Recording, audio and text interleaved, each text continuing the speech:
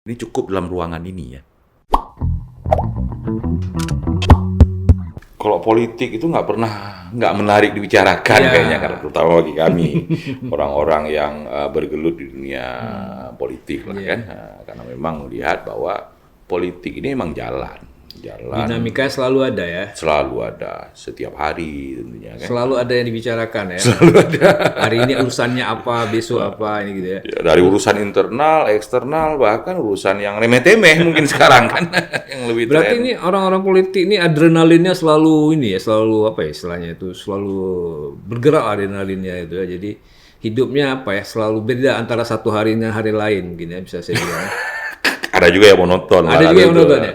Monoton itu terus warung kopi, ke kantor partai, terus kemudian ke tempat ya karena di partai ini kan kita nggak ada gaji, ada tempat rezeki kan gitu ya. Oke. Nah, kalau di Aceh tadi Banta bilang monoton, saya setuju. Situasi perpolitikan secara umum di Aceh sepertinya monoton, Tidak ada tidak ada terobosan baru atau tidak ada isu-isu baru. Selalu saja isunya masalah kepemimpinan, kayak sekarang siapa ya PJ, kemudian masalah anggaran. Nah, Banta sendiri ada enggak satu pemikiran yang mungkin terobosan untuk memecah kemonotonan politik di Aceh ini? Atau ada mungkin yang sering diobrolin dengan teman-teman, wah ini Aceh bagusnya kita giniin atau kita apakan gitu. Pembicaraan yang gitu emang udah lama kayaknya ya, dan kadang-kadang yang membuat kita ini kan politisi muda yang beranjak dewasa, bahkan tua kali ya. Iya, ini menjelang tua nih, menjelang tua ya. Jadi umur sudah 45 lebih kan, dan terlibat dalam aktivitas politik. Sebelum partai politik kita mungkin sudah terlibat kan, dari mahasiswa, pergerakan mahasiswa ya. Mahasiswa, terus kemudian pergerakan pemuda, terus kemudian ya partai politik dari lokal, kemudian sekarang ke nasional kan. Dan bicara masalah mensejahterakan Aceh dari dulu kita ngomong itu. Tapi gimana sejahterakannya? Ya bukan nggak tahu cara, kayaknya banyak orang yang tahu caranya, tapi bikinnya itu yang agak yang agak tersendat-sendat kita lihat itu kan. Dan kita bilang apa itu disebut monoton kali ya? Itu yang monoton kali ya. Saya bilang monoton. Itulah monoton ya, nggak ada kreasi baru untuk bikin apapun kan. Nah, karena kita bincang masalah mau sejahterakan rakyat itu kan dari era kita mahasiswa ya. Iya. Mahasiswa. Terus kemudian konflik kekerasan di Aceh lah ya, konflik antara Gerakan Aceh Merdeka, dan ini juga bicara itu kita. Terus pasca damai kan, pasca damai, terus masa rehab rekon yang kita lululan tak hancur, dan itu momentum sebenarnya untuk kita bangun dengan lebih baik kan. Kalau moto di BRR dulu yang saya ingat itu membangun dengan lebih baik. Dengan lebih baik kan. Tapi kemudian memang ada beberapa sisi baik.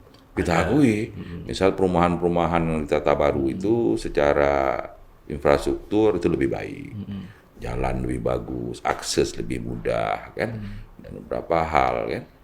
Cuman juga banyak yang tidak baik kemudian, implikasi sosialnya ya. Kalau boleh saya bilang, dengan duit yang berputar banyak di Aceh triliunan, seharusnya kan kita sudah jauh lebih baik. Jauh lebih baik kan, tambah uang otsus lagi. Nah ini saya baca di media kemarin, uang otsus akan berkurang 6 triliun kalau nggak salah. Mungkin nanti bisa ditampilkan tuh beritanya itu ya. Dari 2 menjadi 1% itu ya? Iya. Dari 2% selama 15 tahun, kemudian 5 tahun hanya 1% lagi. Itu kan kalau dari angka kita bilang 2 ke 1% seolah-olah kecil kan, tapi begitu di real kan jadinya 6 triliun berkurang. 50%, Pak. Iya, 50%. 50% dari yang biasa kan, gede itu. Awalnya 12 triliun, ini jadi 6, 1%. Berarti berapa banyak kegiatan yang mesti dipotong gitu kan. Nah, ini kan ulah politisi nih. Setuju nggak ya Bang itu? Maksudnya begini, politisi kan bisa memperjuangkan hal ini, atau tidak memperjuangkan hal ini, atau mendiamkan, atau terlalu sibuk dengan hal-hal yang lain gitu. Nah, ini juga sebenarnya ada sebuah kegagalan dari semua kita lah. Ada politisi, birokrasi kan, juga elemen-elemen lain yang ada di Aceh. kita udah lama tahu bahwa uang otsus itu memang berjangka. Dari undang-undang pemerintahan Aceh lahir tahun 2006, kita udah tahu. Dan kenapa ini berjangka juga itu punya falsafah, Jack. Falsafahnya itu pertama bahwa uang otsus itu memang pemberian dari permintaan kondisi kita yang sudah lama terpuruk. Jadi kita perlu tambahan nutrisi. Ya, ibaratnya anak kurang gizi. Anak kurang gizi agar kita sama gizi dengan anak-anak yang lain di Republik ini, kan gitu dia. Kalau terus-terusan itu bukan nutrisi namanya itu. Kalau terus-terusan itu kan bukan subsidi permanen. Iri orang lain. Iya, benar. Karena kita punya latar belakang konflik, kemudian bencana, kan. Jadi kita minta agar itu ada Aceh diberikan.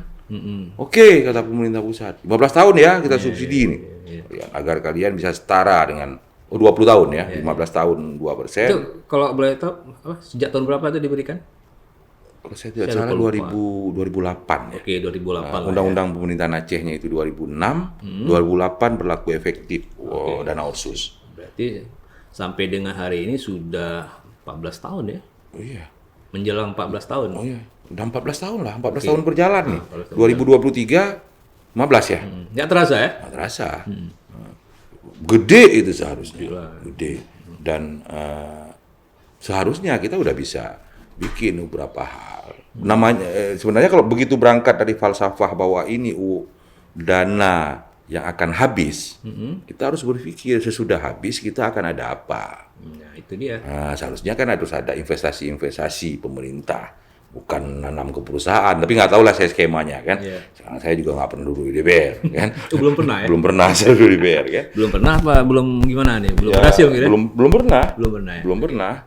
Naik sebagai caleg 2 kali nggak terpilih, ya kan? Pertama di partai lokal saya naik tahun 2009, terus kemarin 2019 di Partai Nasdem. Iya. Ya kan?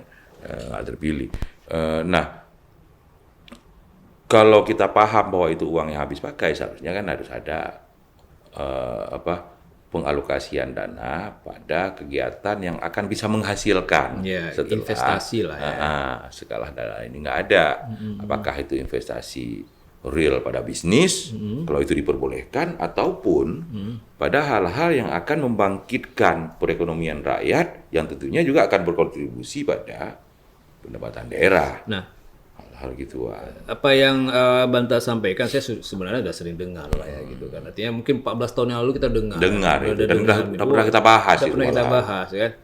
Tapi pertanyaannya kenapa enggak gitu ya? Kenapa tidak bisa dilakukan gitu? Bukan tidak bisa, enggak ngerti juga ya. Kenapa tidak dilakukan? Tidak dilakukan. Tidak dilakukan. Kalau mau dilakukan pasti bisa. Bisa. Karena kok daerah lain juga bisa kan, daerah lain membangun bikin apakah usaha pabrik dan sebagainya. Pabrik boleh, malahan kadang-kadang kita terjebak seolah-olah yang menghasilkan bagi pemerintah daerah itu hanya yang sifatnya industri ataupun kebun, pokoknya yang sifatnya produksi lah, yang semuanya itu adalah milik daerah. Tapi itu pun kan nggak dibuat. Itu pun nggak dibuat. Padahal ada hal-hal lain juga, Pak. Misal, kan, membuat zona perikanan terintegrasi dengan pertanian dan perkebunan. Ya.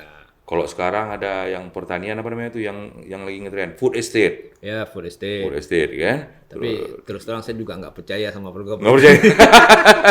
Bukan nggak percaya sama programnya, saya nggak percaya program itu akan dijalankan. Itu satu. Yang kedua, program itu kalau dijalankan saya nggak percaya itu akan sukses. Karena kan karakter apa ya? Saya bilang karakter. Tapi daerah lain sukses. Nah, daerah lain sukses. Bingung gitu ya. Bingung gitu kan. Misalnya gini lah, misalnya di Aceh ini kan ada di daerah Aceh besar yang lahannya luas tuh, dibuat peternakan, ada pertanian, dikasih bantuan, ini mana sekarang, ya kan? Nah sekarang balik lagi saya tanya, politisi itu waktu rehab rekon itu kayaknya jumlah sapi yang dibantu bagi masyarakat yang kena terimbas ekonomi lebih banyak sapi pada orangnya. Nah, itu dia. Karena kebetulan Banta terlibat di badan rehabilitasi. Saya terlibat hanya berapa lama lah, tahun 2006 hanya 8 bulan kan. Dari bulan Februari sampai bulan Oktober November udah keluar saya. Udah keluar saya. Oke lah, kita nggak mempermasalahkan terlibatnya Banta di situ, Mbak. Tapi kita lihat itu program yang sudah lama sudah pernah dijalankan tapi gagal ya. Nah ini kan kita berpikir ya. Saya coba kaitkan nih dengan peran politisi di sini. Kenapa nih politisi apa ya kira-kira? Tapi kok dibilang tidak mengawasi, enggak juga ya. Kadang-kadang kan sering ada kritik-kritik dari politisi kan. Ini kenapa tidak dijalankan ya? Tapi ya kalau saya ngomong misal gini lah kan.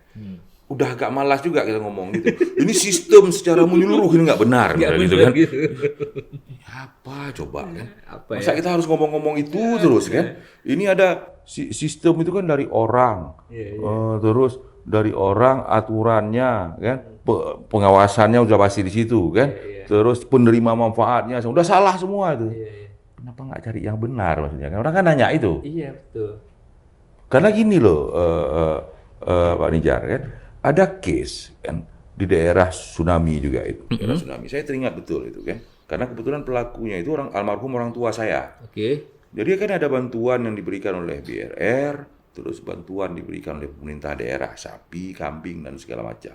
Nah kebetulan di tempat tinggal saya, orang tua saya di Ketapang itu, Ketapang Banda Aceh, beliau itu di sebelahnya itu ada tanah kosong, pelihara kambing. Jadi kambingnya itu udah banyak, udah 25 ekor. Jadi merasa kita kan udah mengganggu tetangga nih, walaupun tetangga nggak komplain karena almarhum orang tua saya kebetulan imam kan, jadi nggak komplain. Kami ngomong itu mengganggu tetangga, udah tuh ya pun capek potong-potong rumput segala macam. Kemudian diambil keputusan udah kita bagi untuk saudara aja lah di kampung, daerah Aceh Jaya itu Pak. Bagilah ada sekitar 5 adik-adiknya itu saudaranya itu. Nah yang beliau bagi ini berkembang biak. Sampai sekarang masih banyak kambingnya. Yang pemerintah bagi lebih gemuk-gemuk, lebih ini kan, lebih jelas bibit bobot katanya kan. Yang bibit bobot dibeli oleh orang ahli, tapi habis semua. Habis. Nah ini mindset ya.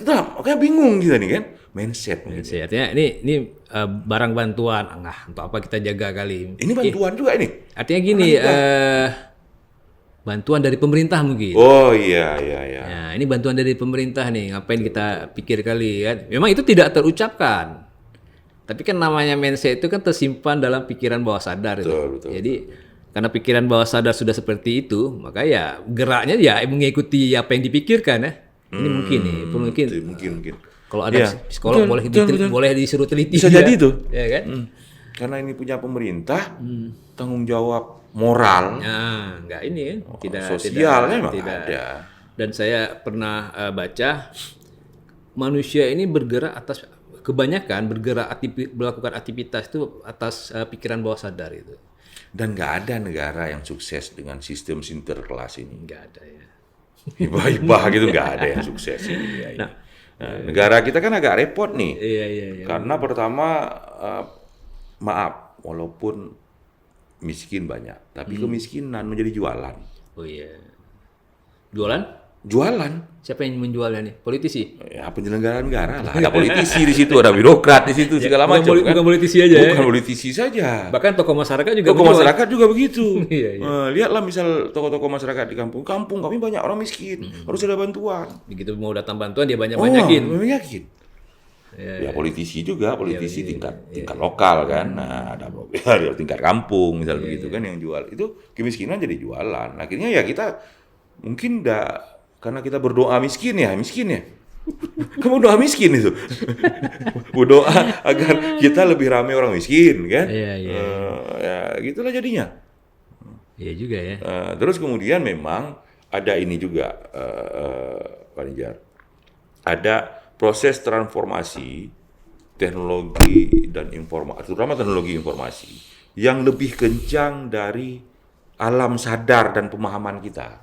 Lebih kencang itu, Pak. Apa itu? Misal gini, ya. Kita sadar kalau kegaduhan, kita sadar bahwa kalau kita tidak ada kepercayaan kepada pemerintah, kepada tokoh kita dan segala macam, ini akan meruntuhkan bangsa kita. Sadar itu. Kita nggak percaya misalnya dengan kepala desa, nggak akan mungkin kepala desa itu akan bagus bisa menyelenggarakan pemerintahan desa. Begitu juga kalau kita nggak percaya pada bupati, nggak percaya pada gubernur, nggak percaya pada DPR, nggak percaya pada tokoh-tokoh yang lain, kegaduhan itu akan terjadi. Nah, teknologi informasi yang cukup kencang. Kalau dulu, maaf, kenapa kemudian orang takzim kepada guru? era-era dulu kan. Ini bukan berarti saya menyalahkan teknologi informasi. Ini maksudnya memang kesiapan sumber daya manusia sudah kita. Eranya sudah seperti eranya ini. nih. Tapi kita nggak siap. Ya. Kalau dulu itu kita untuk dapat informasi harus baca koran. Oke. Ada usaha ya. Ada usaha, harus baca koran. Kan? Terus lebih lama lagi nih. Yang koran hanya ada misal di kampung-kampung kan, di kecamatan-kecamatan. Orang yang pergi ke kecamatan dia dapat informasi. Kalau dia tinggal di kampung dia nggak dapat informasi. Iya, iya. Ya? Lebih lama lagi sebelum koran keluar segala macam semua, informasi itu dari guru. Apakah guru ngaji? Apakah tengku dayah? Ya. Ya? Orang-orang yang punya otoritas lah. Otoritas untuk itu. Jadi dari dia. Kalau makanya kemudian orang yang menunggu informasi dari dia. Sekarang guru kita itu siapa? Ada. TikTok. Iya, maksud saya gitu. Facebook. Makanya kita lebih percaya pada TikTok, pada medsos lah, pada platform medsos dibandingkan pada satu lagi grup WA. Grup WA itu guru kita. Yeah. Jadi akhirnya kan sebelum orang bekerja kita sudah distrust. Karena informasinya duluan nyampe nih misal saya Banta. Ini misal kan sekarang diberikan tanggung jawab sesuatu. Informasi tentang saya itu lebih duluan nyampe jauh-jauh hari sebelum saya ini akan berbuat sesuatu. Dan itu yang informasi negatifnya pula ya. Negatifnya pula. Karena informasi yang paling suka didengar orang itu negatif. Drama itu paling suka. Konflik kan.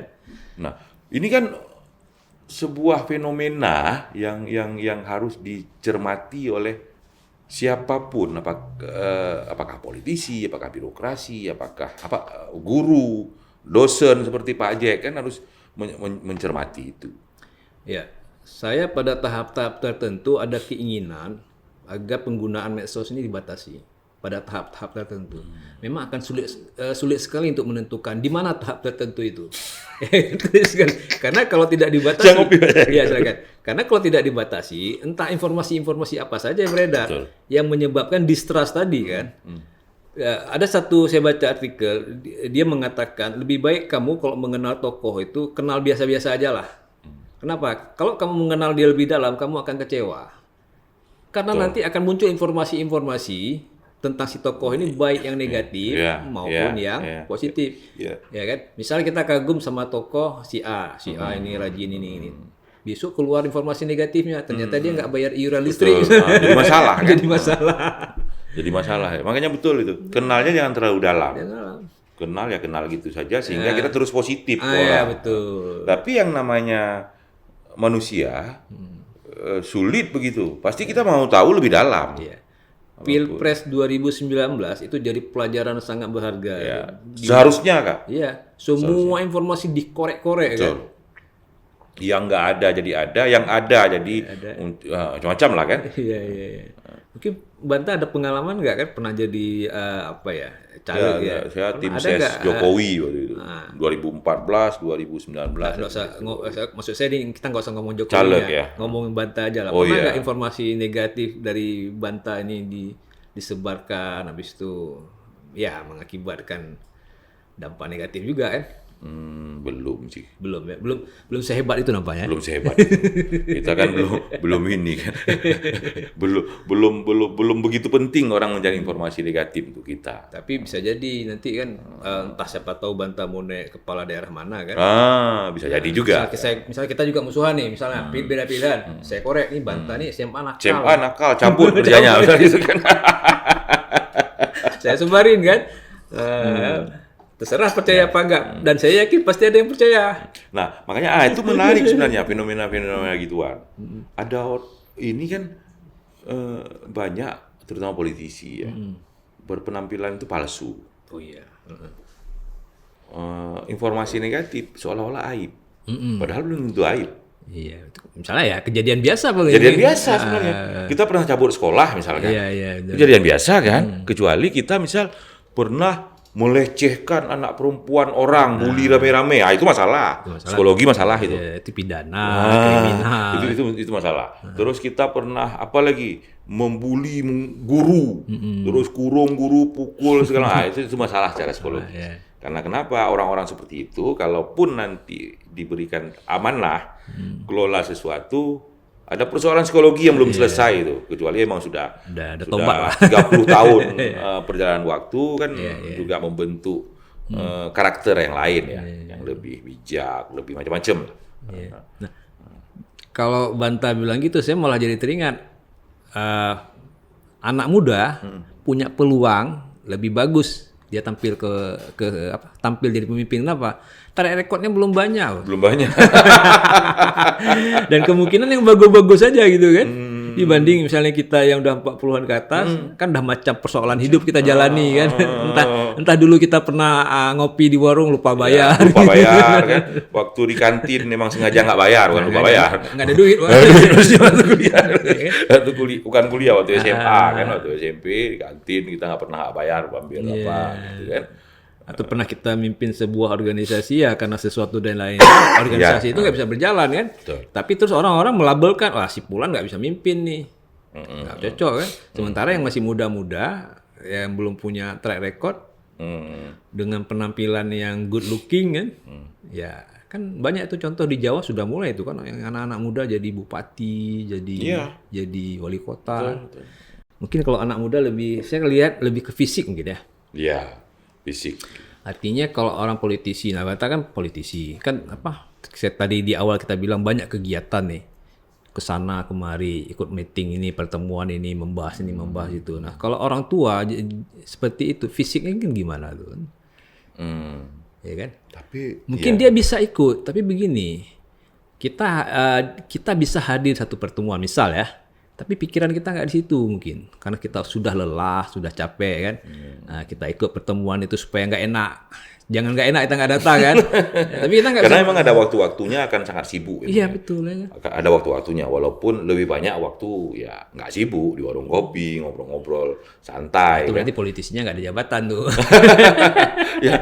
yang ada jabatan juga begitu. Ya gitu ya. Sama ya kan nggak. Apalagi di provinsi lah kan, provinsi apalagi kabupaten kota lagi lebih nggak padat. Mungkin kalau DPP mereka akan lebih padat, apalagi partai politik. Kalau Nasdem ini kan partai yang berkoalisi, partai penguasa lah kan. Kenapa politisi bisa nggak sibuk? Padahal kan banyak hal yang bisa dilakukan. Ya seharusnya ya. Iya. Ini kan memang kok saya kan gini juga. Saya sangat meyakini bahwa ada proses transformasi peradaban yang cukup signifikan sekarang, sampai style, gaya, terus kemudian interaksi juga berubah. Kalau dulu kita harus turun langsung ketemu orang, ngobrol nih segala macam. Sekarang ada WA, bisa video call. Kalau mau lebih kreatif lagi, bangun podcast sendiri, kan? Undang konstituen kita untuk nonton, ya kan? Ataupun buat live di Facebook. Kasih jadwal, kasih jadwal, nonton semua, kan? Membuat training juga begitu, bisa buat kelas-kelas di medsos. Nah, oke, artinya itu kan akan sibuk kan? Ya, sibuk ya. Kalau mau kelola itu akan sibuk. Akan sangat sibuk. Tanya sama editor tuh. Bagaimana membuat video-video podcast ini? Akan sibuk itu. Enggak, saya sempat bicara gini lah kan. Dulu kan ada style politisi lah. Ini emang harus beradaptasi ini dengan perkembangan zaman. Kalau enggak, pertama partai politik itu tidak akan diminati lagi oleh kaum milenial. Karena mereka ngelihat ini partai politik di kampungan lah, kasarnya gitu. Oke, saya potong sedikit. Nasdem sendiri pernah mencatat anak muda yang jadi anggotanya itu. Saya nggak punya catatan itu. Tapi ada dicatat di DPP ada. Masih ada minat? Masih banyak. Okay. Dan terus, karena memang di kita memang ada wakil ketua bidang. Kalau di DPP itu ketua bidang, pemilih pemula dan milenial. Itu urusan dia itu aja tuh. Buat TikTok, dia nyanyi, dia. Ada beberapa contoh nih kita nambahin nanti. Cara ngajaknya emang sangat milenial sudah. Mau kenalan sama aku misalnya gitu anak-anak itu. Tapi ada kemungkinan kalau politiknya monoton gini terus ada muncul kejenuhan. Ya? Jadi apalagi dengan platform medsos sekarang yang sangat remeh-temeh itu kan. Jadi memang menggiring kita, malas harus rumit, nggak konkret juga. Nggak konkret ya. Lebih enak santai, lebih konkret, jelas. Kan? Daripada kita membahas ini skema untuk mesejahterakan masyarakat dengan penyiapan musrembang. Usulannya harus kita berpikir program yang bisa berkelanjutan. Kok rumit ngomongnya tuh. Itu skemanya harus kedengarannya indah kali. Enggak. Walaupun kita nggak ngerti, kedengarannya indah tuh. Era kita Pak aja indah. Era anak-anak sekarang ngomong apa boleh. sih Bapak tuh? Kalimatnya panjang. Panjang kali itu, buat pusing gitu kan. Belum lagi faktanya nggak ada kan. Faktanya nggak ada. Lebih bagus sekarang sejahterakan masyarakat. Bapak tuh kayaknya dia mau buat ini udah urus, coba connectingkan ke bank ini, bantu Bapak itu dengan bunga ringan. Jelas. Sederhana. Jelas, nggak rumit bahasnya. Politisi era kita, ini kan kita nih era transisi nih. Kan era yang terdahulu, yang era 50 tahun ke atas, kan, dengan anak muda di bawah 40 tahun ke bawah. Kita 40 sampai 50 nih kita. Jadi kita sebenarnya adalah bridging generasi atas itu ke generasi bawah. Nah, bridging ini harus bagus harusnya. Kita ini, saya terutama, era-era kita lah Pak ini. Ini kita ini harus menjadi bridging yang kokoh ini. Agar transformasi ini indah kali kedengarannya. Maksud saya itu teorinya kan. Prakteknya seperti apa kita betul-betul bisa masuk ke generasi atas, sangat baik, sangat disayang, dianggap sebagai murid-murid mereka, dan kita bisa berteman dengan adik-adik di bawah kita ini, berangkulan dengan mereka, berkawan, ketawa, ketiwi, cas-cas dengan mereka. Dan mereka pun tidak merasa aneh kalau mereka bicara politik. Jadi itu maksud saya itu. Dan itu belum terjadi sekarang ya. Saya lihat beberapa kecuali anak-anak FISIP mungkin ya, yang suka ngomong politik. Anak FISIP. Tapi saya lihat beberapa tempat melakukan itu. Ada beberapa partai juga melakukan itu saya lihat. Terus ada beberapa orang teman-teman yang saya kenal juga menjadi abang-abang dari adik-adik generasi milenial ini. Yang sudah duduk di DPR, yang indah ini. Nggak hanya dengan menyusun program yang wah-wah gitu. Interaksi day to day itu lebih penting. Kita mau nggak duduk ngopi dengan anak-anak umur 30 tahun ke bawah sambil ketawa-ketawa, cerita hal-hal yang ini mereka nggak bicara, ya paling nggak masuk dunia dia lah, dan dia paham dunia kita. Gitu ya. Nah itu. Dan kaderisasi sekarang kan nggak harus kaderisasi dengan bikin training, nggak. Ya itu kaderisasinya. Interaksi, duduk ngobrol. Tapi bukannya itu nanti membuat pemahaman mereka tentang politik tidak mendalam, karena kita remeh-remeh temeh gitu kan kita. Kan biasa kalau duduk ngopi itu kan yang kita ngomongkan recehan kan. Mereka itu kan bisa teori politik itu bisa dia baca di buku, di smartphone dia itu teori politik. Nggak ada yang Pak ini dari teori politik itu sebenarnya itu kan. Mau baca Karl Marx, baca buku. Kau baca itu. Paling kita tuntun aja. Kau baca kenapa dia tulis Das Kapital. Terus kemudian substansi Das Kapital itu apa? Kan? Jangan kau baca teori-teori hebat-hebat. Udah banyak teori yang bagus lagi sekarang. Udah dipikir sama orang-orang generasi sekarang kan. Itu menarik juga tuh. Kenapa teori-teori politik itu yang kita kenal tuh yang punya lama semua ya, yang punya pasca sebelum Perang Dunia Kedua ya. Yang sekarang ini apa nggak ada gitu ya? Misalnya teori-teori politik yang terbaru atau kayak nggak pernah dengar saya mungkin. Pernah dengar. Iya. Tapi anak-anak sekarang mungkin pernah dengar. Nanti kita ajak. Tapi memang itu bagian dari ini juga kan, bagian dari apa istilahnya, menjadikan panutan, penghormatan kepada generasi terdahulu kan gitu. Jadi ngomong-ngomong, kenapa Banta tertarik dengan politik nih? Apa ada sesuatu yang kan banyak nih profesi yang lain, kok milih profesi politik? Kita di SMA malahan nggak pernah ngomong bakal politik ya. Kita kan nggak malas kita kan SMK dulu. SMK. Sekolah kejuruan. Jadi pabrik cita-citanya. Nah ini kok kenapa bisa ke politisi tuh? Apa nih ini? Apa tune pointnya tuh? Apa tuh? Ada nggak mungkin gara-gara lihat sesuatu atau pasti ada melihat situasi tertentu gitu kan? Sebenarnya mengalir kayak kita ngomong ini juga. Saya nggak lulus di Unsiah, terus masuk Serambi Mekah di teknik industri, kan? Universitas Serambi Mekah. Universitas Serambi Mekah. Kan? Terus kemudian ya memang kan SMA agak bandel ya, kuliah itu menganggap kayak nggak penting gitu kan. Ya udah kuliah aja. Orang kuliah kita kuliah pokoknya. Lebih pada memenuhi tuntutan dan tanggung jawab kepada orang tua. Beliau mau kita kuliah karena kebetulan kan orang tua kita selesai kuliahnya. Jadi PNS kan selesai kuliah dia kan. Nah, kuliah Terus kemudian ada di kuliah mungkin ya, pergaulan. Awalnya saya agak malas juga dengan organisasi-organisasi gitu kan. Saya suka gabung di kantin lagi. Nah, malahan waktu kuliah dulu kan, ini orang tua guru, kan, ibu rumah tangga, uang untuk kita kan ngerokok nih. Iya, zaman-zaman dulu ya. Dari masa SMA udah ngerokok kan, nggak akan sanggup nih orang tua nih. Akhirnya apa? Agak kreatif dikit. Kreatifnya dekat rumah saya itu ada perabot. Oke. Saya kerja perabot pagi karena ya agak ini dikit lah kan, nggak kerja aja udah ambil orderan orang, cari orang kerja, kasih segala macam semua, sehingga ada selisih. Kan? Sehari-hari saya ada uang sekitar 10-20 ribu. Makan komisi lah ya. Kerja juga ada komisi juga. Oke, kerja dan komisi. Kerja juga sendiri ya. Terus 10 ribu. Ini jar masa kita kuliah dulu 10 ribu, 20 ribu itu wah gede itu kan. 90-an ya. 94, 99 gitu. Nasi seingat saya waktu itu masih 700 perak atau bungkus. Rokok Sampurna Mil saya udah hisap tuh sebungkus 900. Saya ada uang 10 ribu sehari, sok kali Pak. Oke.